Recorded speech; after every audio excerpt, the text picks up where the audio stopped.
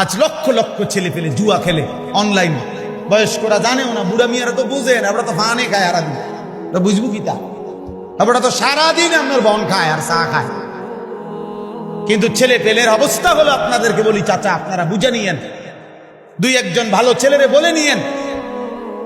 আপনাদের অসংখ্য ছেলে এখন সারা বাংলাদেশে লক্ষ লক্ষ যুবক ছেলে মেয়ে প্রতিদিন মোবাইলে অনলাইনে লক্ষ লক্ষ কোটি কোটি টাকার জুয়া খেলে। জুয়া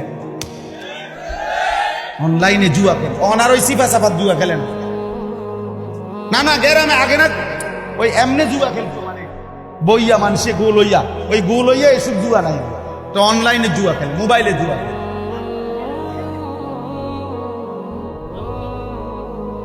অথচ বাবা পাশের রুম, আপন ঘরে ফ্যান চলে, ফ্যান চলতেছে, আপন খাটে ঘুমাইছে, বাহ কোনো অসুবিধা নাই, কোনো প্যানসারি নাই, আব্বাই ঘুম যায় পাশের রুমে। সন্তান আখিরাত নষ্ট করছে।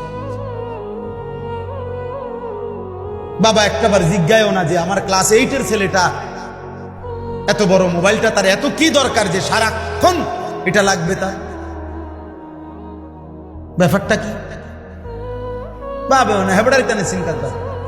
হেবড়ার দরকার হলো সোফাটা যাতে মজবুত, কাঠ মিস্ত্রির সামনে দাঁড়াইয়া থাকে একদম এক সুতা, বার্নিশে যদি কম হয় ক্ষতি হবে।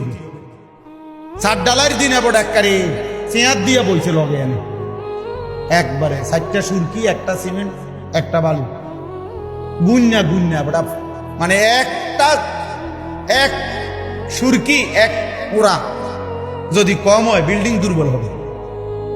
এই জন্য 7 ডালাই মজবুত, সন্তান নষ্ট হয়ে যায়।